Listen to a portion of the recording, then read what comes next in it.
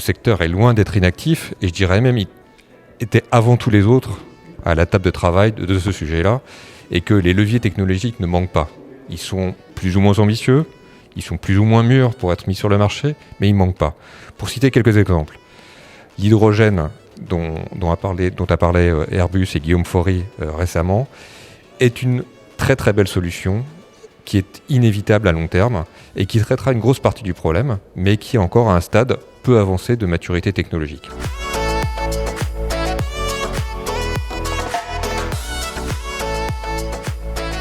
Elles seront suffisantes, enfin elles permettront en tout cas de faire une grosse partie du chemin, si elles sont pilotées efficacement.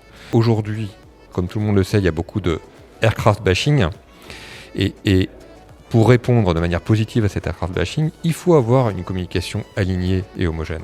Le régulateur, les instances gouvernementales, nationales, européennes, mondiales, sont parfois entrées dans une logique de punition de la demande. Il nous paraît important, au BCG, que ces instances rentrent dans une logique plutôt de favoriser l'émergence des technologies plutôt que de punir sur l'utilisation.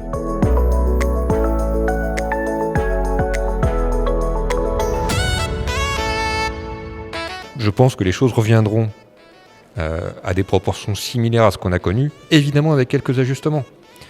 Avec sans doute un peu moins de déplacements transatlantiques pour des rendez-vous d'une journée. Mais l'envie de voyager est toujours là. Donc je suis très clairement optimiste sur le fait qu'on va revenir à des choses qui ressemblent à peu près à l'avant-crise. Ce qui rend la problématique de l'écologie encore plus cruciale, puisqu'il va falloir satisfaire ce besoin de se connecter, tout en étant écologiquement responsable.